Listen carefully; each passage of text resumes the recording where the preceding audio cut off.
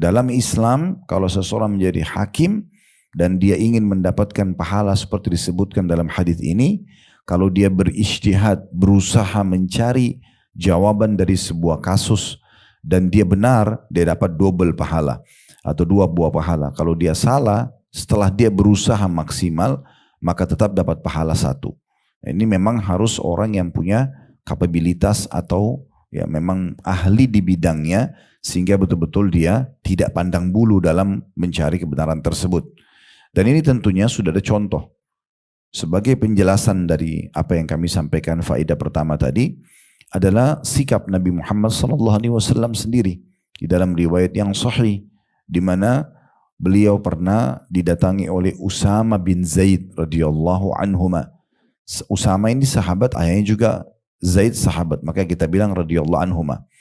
Pada saat terjadi seorang wanita dari Makhzumiyah, suku Makhzumi, orang terkenal, suku yang terkenal di Quraisy di Mekah, mencuri setelah masuk Islam.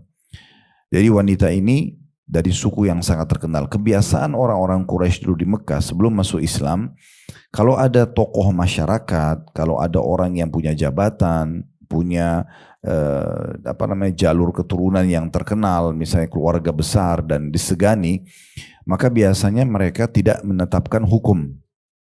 Tidak ditetapkan hukum, dilepaskan. Dan ini biasa terjadi juga di masa kita di beberapa kondisi dan keadaan atau tempat. Tapi di sini kita bisa lihat pelajaran bagaimana Nabi SAW mengajarkan kepada seluruh kaum muslimin hukum dan kebenaran di atas semuanya, hubungan, relasi dan seterusnya. Maka pada saat itu sahabat setelah masuk Islam mereka bingung, apakah wanita ini setelah mencuri diterapkan hukum Islam, dipotong tangannya, padahal dia termasuk wanita yang punya kedudukan, dikenal dengan wanita Makhzumiyah. Suku Makhzum ini sukunya Umar bin Khattab, ya, salah satu bagian daripada suku Umar. Walaupun Umar dari suku Adi, tapi dia adalah dari induknya itu kembali kepada Makhzum. Dan wanita ini punya kedudukan, punya harta, punya segala macam. Maka mereka bingung, terapin hukum gak ya? Karena di hukum Islam pencuri kalau ketangkap basah tangannya dipotong, gitu kan? Dan tentu ada hikmah besar dalam masalah ini, sebagaimana Allah berfirman, walakum fil qisasi hayatun ya ulil albab. Sesungguhnya pada kisos itu, maksudnya hukuman fisik bagi para pelanggar kriminal, ada ketentraman dan kebahagiaan kehidupan bagi kalian wahai orang-orang yang berakal. Karena satu orang yang pencuri dipotong tangannya misalnya, ini pencuri itu masuk dalam semua ya lininya. Orang yang mencuri harta yang sedikit pun sampai harta yang banyak akan sama hukumnya dalam Islam sebenarnya. Kalau dia sudah kepergok melakukannya dan setelah ditelusuri ternyata memang itu adalah profesi dan disengaja melakukannya, kena hukum dipotong tangannya. Maka pada saat itu ya mereka bingung, dihukum atau tidak nih? Karena biasanya di masa dulu kita nggak pernah hukum. Lalu mereka mencari siapa kira-kira di antara sahabat yang paling dekat dengan Nabi SAW dan paling mudah untuk melobi Nabi agar jangan wanita ini dipotong tangannya. Mereka menemukan orang yang termasuk dicintai Nabi SAW adalah Usama bin Zaid radhiyallahu anhu.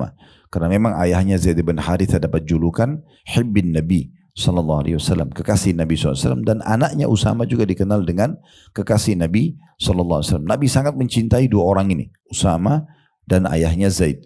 Dua-duanya betul-betul ya disayangi Nabi karena Zaid bin Harithah pernah jadi anak angkat Nabi di Mekah. Zaid bin Harithah ini tentu punya kisah tersendiri di mana dia memilih Nabi SAW ya, sebagai tempat dia bernaung dibandingkan ayah kandungnya. Karena dia melihat akhlak Nabi SAW yang luar biasa, maka sempat namanya diganti menjadi Zaid bin Muhammad. Sampai turun firman Allah Subhanahu wa taala, Kana Muhammadin aba ahadi min rijalikum walakin Rasulullah wa khataman nabiyyin. Muhammad itu bukan ayah seseorang dari kalian, tapi dia adalah penutup para nabi dan rasul. Maka diubah kembali namanya Zaid menjadi Zaid ibn Harithah. Anak dia dan dia adalah kekasih Nabi. Intinya sahabat datang kepada Usama lalu mengatakan, hai Usama, coba lobby Nabi. Sampaikan ini ada wanita terhormat mencuri dan tradisi kita dulu tidak pernah kita tetapkan hukum pada orang-orang seperti ini. Apakah sekarang bisa ditoleransi agar jangan juga namanya rusak, jangan sampai reputasinya lah terganggu. Apa yang harus dilakukan? Maka Usama pun masuk dan menyampaikan kepada Nabi SAW. Ternyata respon Nabi luar biasa. Beliau sangat tegas dan beliau mengatakan, hai Usama, atashfa fi haddin min hududillah, hai Usama, apakah kau berani untuk melobi dan juga berharap agar hukum Allah yang sudah jelas harus diterapkan agar tidak diterapkan pada seseorang? Lalu kemudian beliau pun menemui para sahabat, lalu kemudian memuji Allah Subhanahu wa taala, membaca salawat untuk diri beliau sallallahu alaihi wasallam, lalu beliau mengatakan, ketahuilah wahai muslimin, telah sampai berita kepadaku begini dan begitu, bahwasanya adalah seorang wanita terhormat yang mencuri dan kalian tidak mau terapkan hukum Allah padanya. Ketahuilah kalau seandainya Fatimah binti Muhammad, artinya Fatimah itu anak beliau sendiri, dan beliau tutu nabi, beliau tutu raja, ya. Kalau seandainya Fatimah binti Muhammad mencuri, aku akan potong tangannya. Dan sebagian ulama hadis ada yang mengatakan wanita ini juga kemungkinan besar bernama Fatimah, makanya Nabi SAW berikan contoh anaknya sendiri. Dan dari sini kita bisa lihat bagaimana tegasnya Nabi SAW tentang masalah mana benar dan mana salah. Yang benar, kebenaran harus dibenangkan, yang salah harus disalahkan, tanpa melihat jabatan, kedudukan dan seterusnya. Dan dengan begini pasti kemakmuran kehidupan akan diterapkan atau akan berjalan.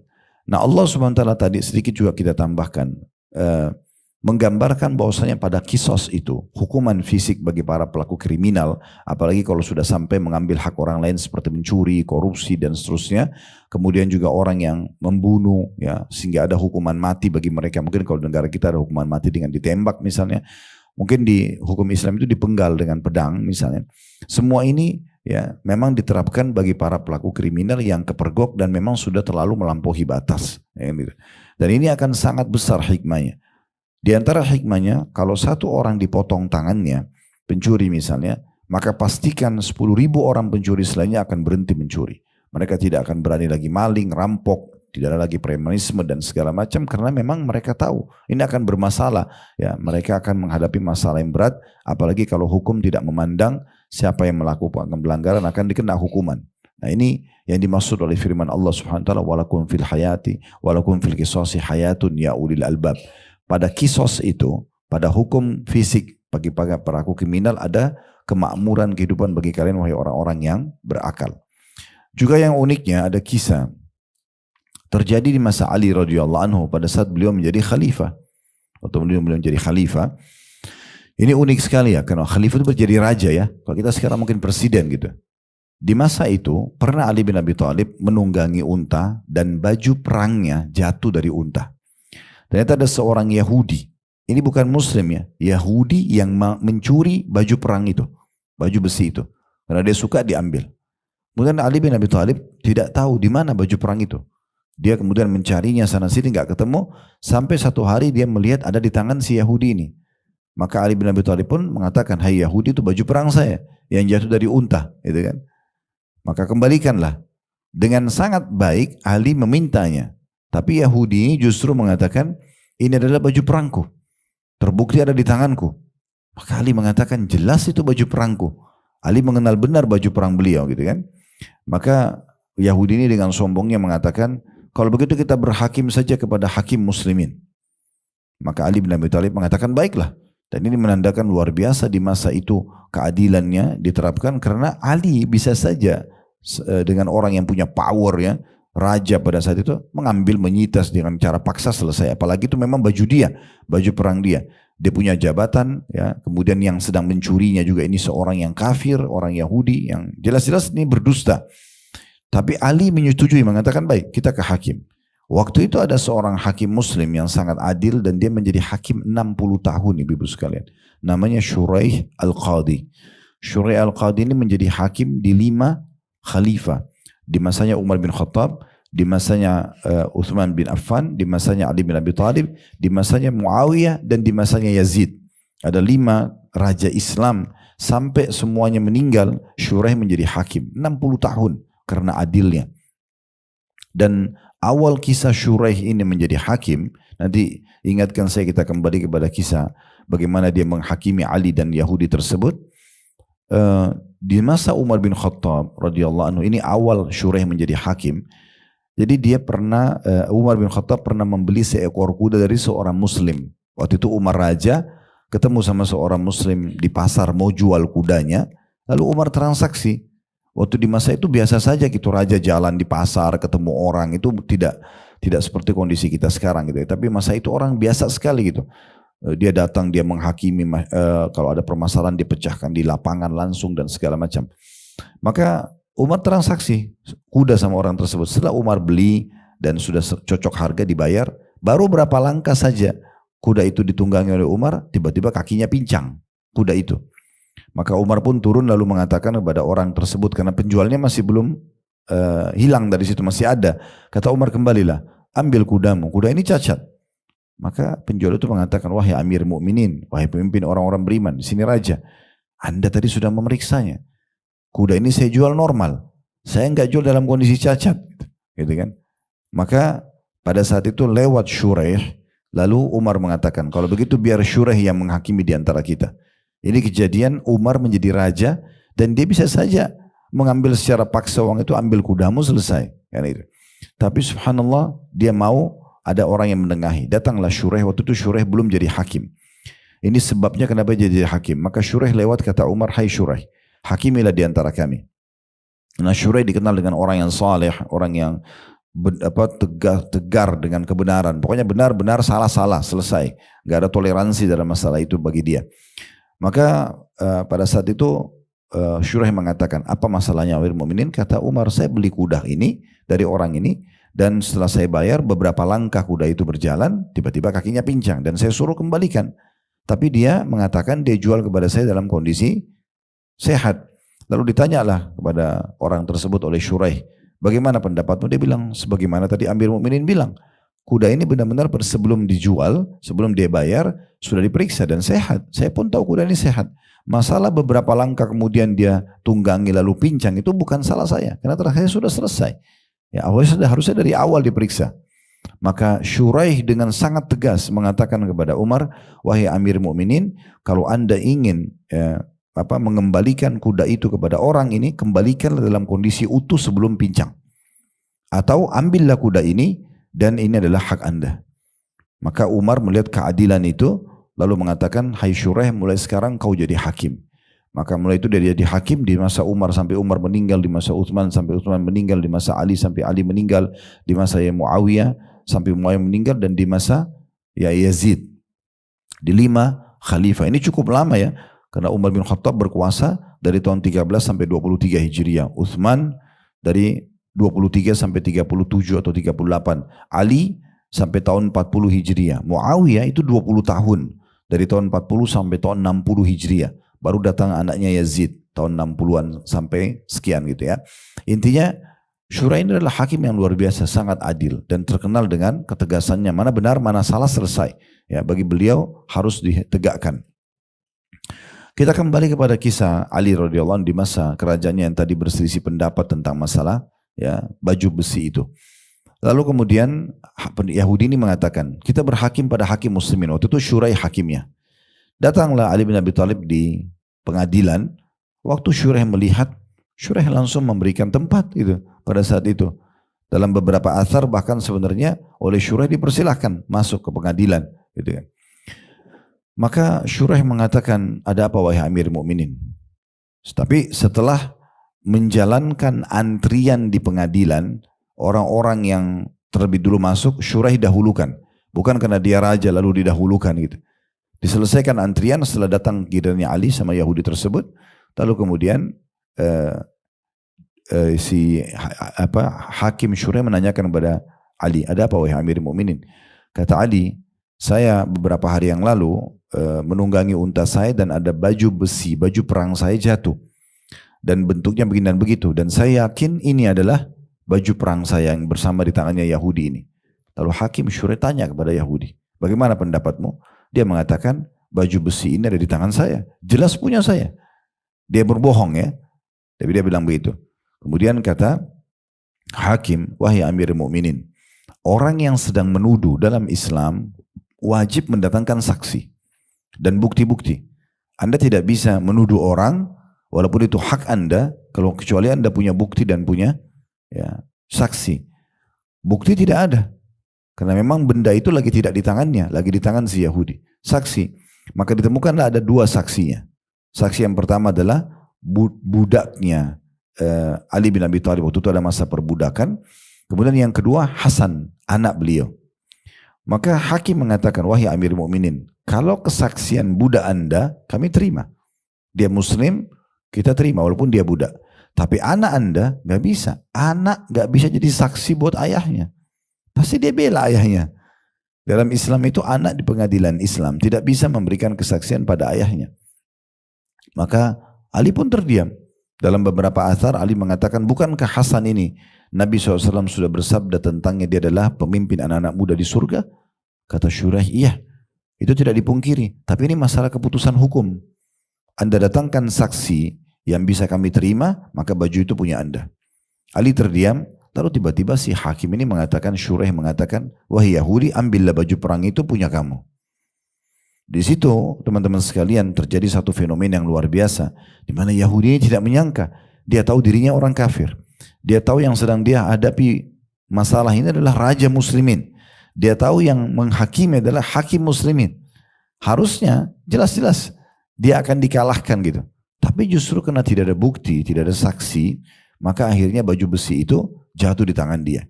Maka Ali sama Shuraih setelah itu keluar dari pengadilan dengan santainya ngobrol berdua seakan-akan tidak terjadi apa-apa gitu. Karena sudahlah, itu memang keputusannya begitu ya sudah. Ali pun menerima, bukan marah sama Shuraih gitu. Maka Yahudi itu tiba-tiba mengatakan, apakah pengadilan sudah selesai? Kata mereka, iya. Lalu kata Yahudi tersebut, apakah ini baju besi punya saya? Kata mereka, tentu saja. Kata Ali, walaupun saya tahu itu baju besi saya, tapi saya tidak punya saksi. Dan hakim tidak bisa menerimanya. Maka tiba-tiba Yahudi tersebut mengatakan, wahai Amir Mukminin, sungguh Anda benar. Aku yang telah berdusta. Kebenaran harus diterapkan. Baju besi ini punya Anda yang saya curi beberapa hari yang lalu. Gitu kan. Maka di sini kita bisa lihat teman-teman bagaimana dalam Islam, dan contoh kisah seperti ini banyak sekali. Di pengadilan-pengadilan Islam yang betul-betul menerapkan Islam dan mereka bertakwa kepada Allah Subhanahu wa taala, mereka tidak main-main dalam masalah-masalah seperti ini. Bahasan ini masuk tentang masalah hakim, masuk kepada masalah pengacara, masuk siapapun yang memang berwenang untuk menentukan mana benar mana salah. Jangan sebagai seorang pengacara misalnya karena ini adalah duit dibayar, dia tahu ini kliennya adalah orang yang salah lalu dia dukung. Ini jadi harta haram buat dia nantinya. Jadi dia harus tetapkan kalau mana yang benar ya benar, yang salah ya salah. Dia tinggal cari klien yang benar, kemudian dia membantunya. Nah, seperti itulah. Nanti kalau masalah ada kesepakatan bayaran itu boleh-boleh saja. Tapi permasalahannya kalau dia bela orang yang salah, ini bukan pemilik sertifikat tanah, tapi karena bayar dia, maka dia membenarkannya. Hakim juga begitu, jaksa juga begitu, dan segala macam hal. Ini sangat berbahaya dan sensitif. Ini nanti akan kita jelaskan panjang lebar dalam syarahnya, penjelasan yang akan kita tambahkan. Ini baru kita ambil faedah daripada hadis, ya. Jadi pelajaran pertama pentingnya seorang hakim yang adil dalam Islam. Dan hakim itu betul-betul harus orang yang punya kapabilitas.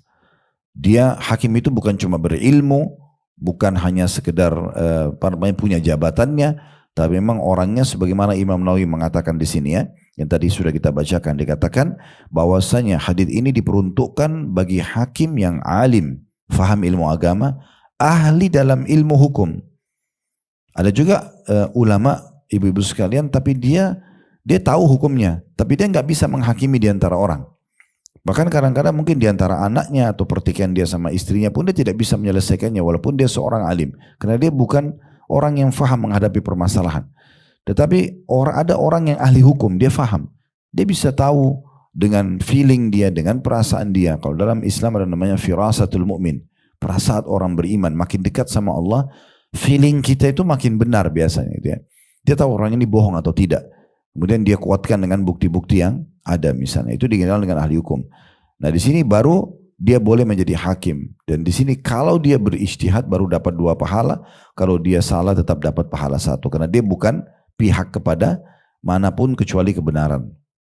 Nah ini pelajaran pertama yang diambil. Jadi tidak boleh sembarangan orang menjadi hakim. Kalau di masa kita sekarang kan orang berlumba-lumba mencari jabatan ini karena dianggap jabatannya bagus, mungkin bayarannya, gajinya besar, apalagi kalau pakai maaf ada sokokan-sokokan, ini akhirnya makin membuka pintu buat dia menambah income dia secara duniawi. Tanpa dia pikirkan ternyata Nabi SAW sudah bersabda, lahmu nabatan min suhtin an-naru aula bihi, daging dan darah yang tumbuh dari harta yang haram maka neraka lebih pantas baginya. Maka dia tidak peduli dengan masalah seperti itu. Ini bahaya sekali, ya. Kemudian kita juga ambil pelajaran dari hadis ini, pelajaran yang kedua, bahwasanya hakim yang adil, kalau tadi syarat itu terpenuhi ya, dia seorang alim agama dan dia ahli hukum dan dia berijtihad, berusaha memang mencari kebenaran. Mana yang benar diberikan haknya walaupun dia orang miskin, orang susah, tidak punya nama di masyarakat. Mana yang salah akan disalahkan walaupun dia orang yang tinggi jabatan di masyarakat. Kalau terpenuhi ini, maka faedah kedua dari hadis, dia akan diberikan balasan maksimal. Dan tolong ibu-ibu sekalian, kalau ada penyebutan akan mendapatkan 2 pahala, misalnya karena dia berijtihad, atau dia akan mendapatkan 1 pahala karena kalau dia salah misalnya. Lalu kita membayangkan angka 2 ini seperti 2 jari kita, atau angka 2 yang kita tulis sehingga kita memperkecil nilai pahala dari Allah Subhanahu wa taala. Bukan itu yang dimaksud, ya. Jadi jangan pernah membatasi angka-angka itu dengan angka tulisan kita. Karena memang balasan di sisi Allah Subhanahu wa taala itu bisa bergunung-gunung. Di antaranya penjelasan ulama berhubungan dengan masalah ini beranjak dari sabda Nabi SAW, la tahkiranna minal ma'rufi syai'a. Artinya kata Nabi SAW, jangan kalian pelit-pelit atau perhitungan dengan satu kebaikan. Walau antalqa akhaka biwajhin talq. Walaupun kamu hanya menemui saudaramu dengan wajah tersenyum. Senyum aja dengan muslim, dalam hadis yang dikatakan tabassum fi wajhi akhika sadaqah. Senyum dengan saudara muslim adalah pahala. Jangan dianggap remeh, oh pahala kecil, mungkin senyum biasa. Enggak, di sisi Allah SWT sangat besar. Ya, sangat besar. Karena umumnya sabda Nabi SAW sering menyampaikan pahala itu 1 gunung, pahala itu 2 gunung. Contoh misalnya tentang sholat jenazah. Kata Nabi SAW, siapa yang mensolati jenazah, maka Allah akan berikan dia 1 kirot. Dan kalau dia antar sampai dimakamkan juga dikasih 1 kirot. Sahabat menanyakan, ya Rasulullah, apa itu nilainya 1 kirot? Kata Nabi SAW, seperti gunung Uhud. Sholat 4 kali takbir saja. Kan sholat jenazah itu tidak pakai ruku, nggak pakai sujud. Allahu Akbar pertama, tidak pakai iftitah, tidak pakai surah, cuma baca Al-Fatihah. Takbir yang kedua, baca salawat saja. Yang pada saat mau salam di tahiyat ya. Yang ketiga, mendoakan mayit. Yang keempat, salam. Dengan ringan ini hitungan kurang dari 5 menit. Dapat pahala seperti gunung Uhud. Besar banget itu. Kalau dia antar sampai di kuburan, dapat 2 gunung. Begitu mudahnya kita dapat pahala gitu kan, bergunung-gunung, sering ada bahasa seperti itu. Juga hadis-hadis yang sahih berjelaskan tentang masalah istighfar, doa-doa yang belum diijabah, doa-doa yang belum dilihat hasilnya di dunia. Kan kata Nabi SAW, kalau seorang muslim berdoa, maka pasti diijabah. Hanya saja melalui salah satu dari 3 jawaban. Bisa diberikan langsung di dunia, ya Allah sembuhin saya, Allah sembuhin, ya Allah berikan rezeki, Allah kasih. Apa saja kita minta Allah kasih, tapi dengan sistem yang sudah Allah buat. Ini pernah kita jelaskan ya. Contoh misalnya kita lagi lapar, ya Allah hilangin lapar saya. Gak tiba-tiba hilang. Sistemnya adalah kita jadi dapat ide untuk cari makanan, kita kunyah, diproses sama usus, baru hilang laparnya, kan gitu. Capek atau sakit, Allah mudahkan kita dapat dokter yang cocok, resepnya cocok, lalu kita istirahat cukup, lalu sembuh. Nah itu prosesinya gitu kan. Nah itu diberikan langsung. Atau Allah akan menghilangkan keburukan yang akan menimpa dia yang setimpal dengan bobot dosa, bobot doanya. Bobot doanya. Jadi misalnya ibu baca Rabbana atina fid dunya hasanah sekali misalnya. Ada satu ujian yang akan datang kepada kita. Sebenarnya ujian ini bisa tertanggulangi dengan 1 kali doa ini. Bobotnya sama, seimbang. Maka ujian itu tidak jadi kena kepada kita. Tapi kalau bobotnya ujian ini 2 kali Rabbana atina fid dunya hasanah, maka berarti doa kita yang sekali itu hanya meringankan setengahnya. Kan gitu. Kalau dia bobotnya ujian ini adalah 10 kali baca Rabbana atina fid dunya hasanah, ibu baru baca sekali berarti hanya dikurangi 10%-nya saja. Nah gitu.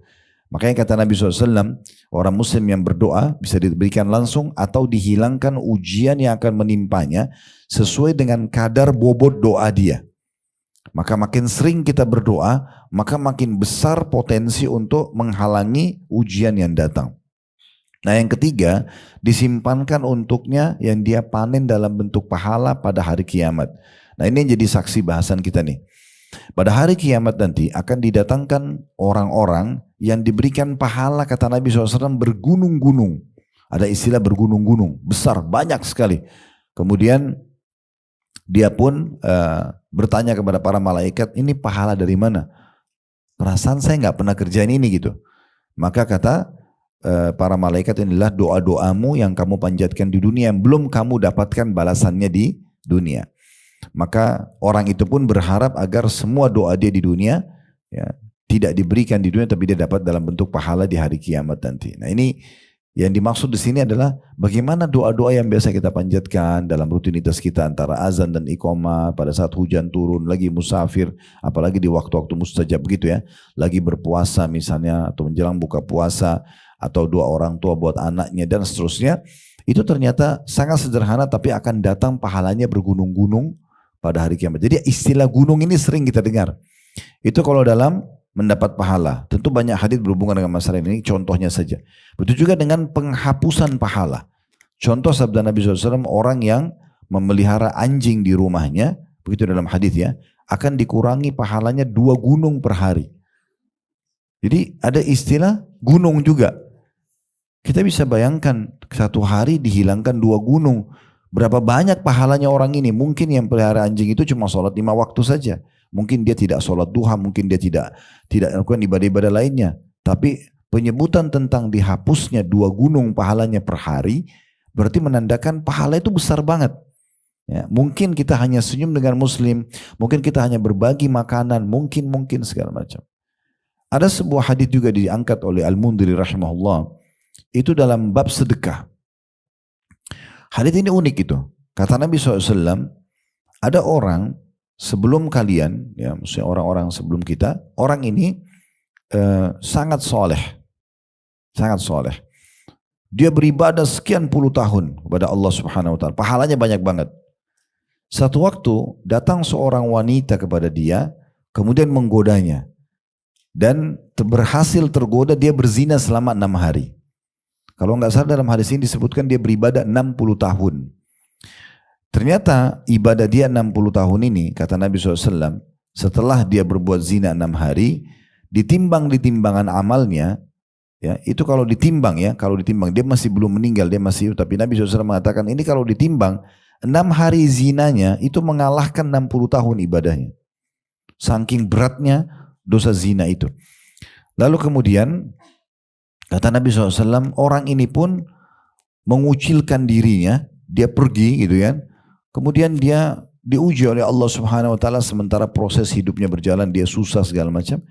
Satu waktu dia masuk ke dalam satu tempat ibadah dan dia pun sudah beberapa hari nggak makan. Di kiri kanannya ada juga orang yang belum makan, orang-orang miskin yang tidak mengenal dia siapa gitu. Kemudian dia kebetulan punya sepotong roti, itu sisa yang harus dia makan dan dia kelaparan. Namun karena orang kiri kanannya kelaparan, dibagi 2 diberikan kepada orang miskin yang sebelah kiri kanannya itu. Apa yang terjadi? Kata Nabi SAW, sedekah dia dalam kondisi dia betul-betul membutuhkan tadi hanya membagi roti tadi, mengimbangi dan membuat taubatnya diterima. Jadi taubat dari dosa zinanya dan membuat roti yang disedekahkan lebih berat daripada zina yang 6 hari. Berarti kan di sini kita bisa lihat dosa itu berat banget, pahala itu juga berat banget gitu. Jadi jangan dianggap remeh gitu ya. Nah seperti itu memahaminya. Itu yang dimaksud dalam poin yang kita bahas gitu ya. Bahwasanya memang tidak boleh teman-teman sekalian kita menganggap, oh kalau hakim itu adil, dia menghakimi dengan hakim dia dapat 2 pahala. Lalu angka 2 itu kita anggap remeh ya, seakan-akan kecil gitu ya. Enggak. Jangan pernah anggap remeh, walaupun senyum dengan muslim, walaupun sedekah dengan sebutir telur. Ada orang-orang soleh sebelum kita, teman-teman sekalian, saking tidak maunya luput setiap hari dapat pahala sedekah, dia sampai keluar dari rumahnya, itu membawa apa saja dari rumahnya. Apa? Kalau dia mau pergi masjid, harus dia bawa sesuatu. Pernah dia mau keluar nggak dapat apa-apa kecuali bawang, yang biasa dipakai masak, dia ambil 1 bawang dikantongin, dia bawa keluar. Orang-orang pada tanya, kenapa kau bawa bawang ke masjid? Dia bilang, saya ingin bersedekah, saya lagi tidak punya apa-apa kecuali ini.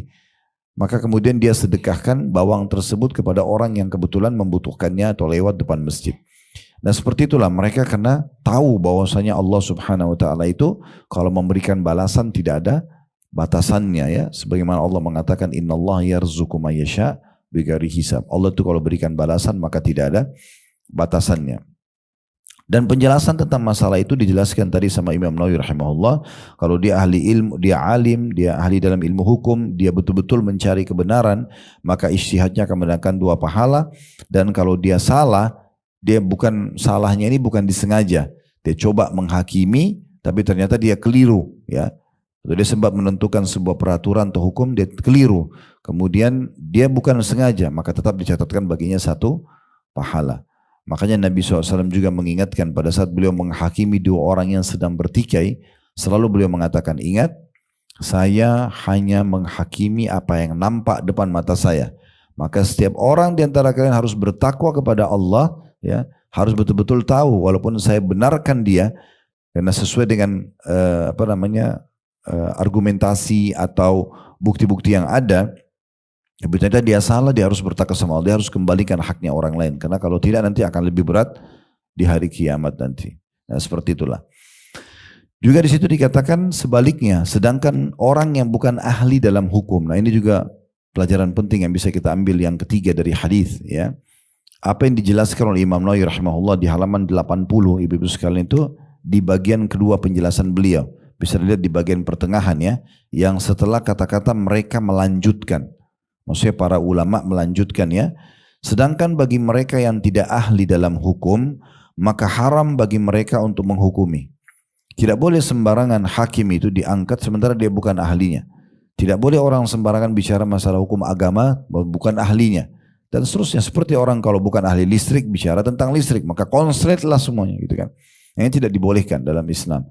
Nah, kalau ada orang bukan ahli hukum lalu dia menghukumi, maka ini haram baginya, dosa. Dia nggak boleh karena dia pasti salah, ya. Di sini dikatakan oleh beliau, apabila dia menghukumi maka tidak ada pahala baginya, bahkan dia berdosa atas keputusan yang tidak boleh dilaksanakan, baik keputusannya itu sesuai dengan kebenaran atau tidak sesuai. Jadi kalau orang yang tidak pantas jadi hakim, pendusta, memang dia penjahat, memang dia suka terima sogokan, terus dipaksa tetap jadi hakim, lalu dia berhukum. Misal ada orang bertikai, lalu dia mengadilinya, ternyata dia terapkan kebenaran pada seseorang dan itu benar, tetap tidak bisa diterima. Kenapa? Karena ini akan mendukung kezaliman dia nanti. Ini akan mendukung kezaliman dia. Karena dia pada saat dibenarkan, misalnya dia zalim nih, tapi dia hakimi 2 orang bertikai, dia bilang kamu benar. Memang itu benar. Kalau itu diterapkan, berarti 1 keputusan ini akan jadi masalah nanti ke depannya di 10 keputusan dia yang lainnya. Karena nanti kalau dia zalim di 10 yang lain, orang pikir, oh dia pernah benar kok, dianggap juga yang 10 itu benar. Karena dia ini adalah orang yang zalim asasnya, gitu kan. Dasarnya adalah orang yang tidak benar, gitu. Makanya beliau mengatakan, saya ulangi lagi, apabila, ya, dikatakan, sedangkan bagi orang yang tidak ahli dalam hukum, maka haram bagi mereka untuk menghukumi. Apabila dia menghukumi, maka tidak ada pahala baginya. Bahkan dia berdosa dan keputusannya tidak boleh dilaksanakan. Walaupun benar. Dicari hakim yang lain yang memang menetapkan hukum, gitu ya. Baik keputusannya itu sesuai dengan kebenaran atau tidak sesuai, karena ketepatan keputusannya terjadi secara kebetulan. Bukan dia cari kebenaran, kebetulan saja. Ini berbahaya. Kalau kita benarkan, maka nanti 10, 20, 100 keputusan setelahnya, walaupun zalim, orang anggap benar. Terdukung dengan 1 keputusan yang itu. Nah. Dan ini bukan bersumber dari asal syar'i atau dasar hukum agama tadi kan. Dia harus berilmu, dia harus tadi sudah disebutkan ya, ilmu agama, ilmu syar'i, dia juga harus tahu ilmu hukum dan dia harus berijtihad, berusaha mencari dan mendukung kebenaran. Itulah yang disebutkan di sini ya oleh perkataan Imam Nawawi rahimahullah. Ini yang kita bahas dari buku kita syarah atau ini adalah faedah daripada apa yang ditulis oleh penulis ini. Sekarang kita masuk teman-teman sekalian ke syarah dan penjelasan lebih dalam lagi berhubungan dengan masalah ini. Dasarnya teman-teman sekalian, kita harus tahu Islam memerintahkan kita untuk menghakimi di antara manusia dengan adil. Walaupun untuk diri kita sendiri. Ibu tahu dirinya ibu salah, ibu nggak boleh bela diri dalam Islam. Ya, harus betul-betul kita salah, kita mengatakan ya saya salah, maaf, selesai, clear. Dan orang yang berlapang dada dan berbesar hati untuk melakukan perbuatan ini, kita akan temukan dia akan sangat plong dalam hidupnya.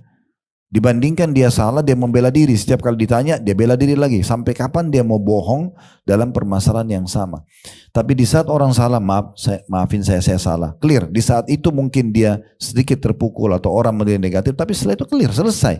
Nggak akan jadi PR selamanya. Nah itu memang diperintahkan dalam agama Islam. Buat diri kita sendiri. Begitu juga kita menghakimi orang lain. Kalau kita ingin menengahi orang lain, ingat syaratnya. Kita harus faham hukum. Ya, kita harus betul-betul mendalami permasalahannya, mana benar, mana salah, dan kita betul-betul menerapkan kebenaran. Itu baru bisa. Kalau kita masih pilih kasih, itu nggak bisa. Nggak boleh sama sekali. Bermula masuk juga kepada orang sekitar kita. Ibu-ibu dengan tetangga bantal dengan suami misalnya. Maaf saya bahasakan ini supaya lebih jelas difahami. Atau dengan anak-anak.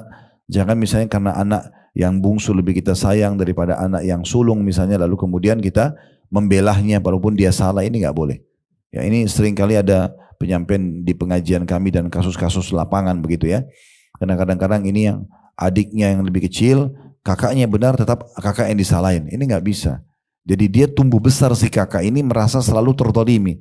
Dan ini yang menjadi membuat dia berpikir, saya harus membela diri dengan cara kekerasan. Kriminal-kriminal, kalau kita lihat pelajari orang-orang yang masuk di penjara, itu umumnya karena tidak dapat keadilan seperti ini. Bermula dari bibit yang sederhana. Di rumahnya dengan orang tuanya adil, terapkan pada mereka. Salah ya salah, benar ya benar, sehingga anak-anak ini tidak ada berlindung di belakang kita walaupun dia salah.